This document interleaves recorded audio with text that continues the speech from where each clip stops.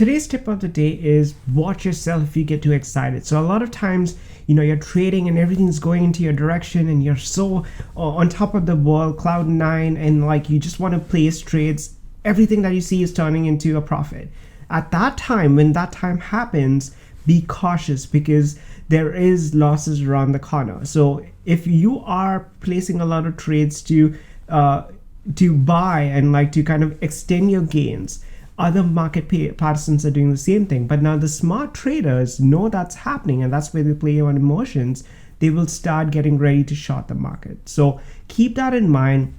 Never get overexcited or get over optimistic of your trades. Keep your emotions in context, and rely more on a mechanical approach while you trade. So to summarize, never get too excited. Excitement increases risk and it can even cloud your judgment. So keep that in mind while you trade, and stay tuned for another video coming very soon.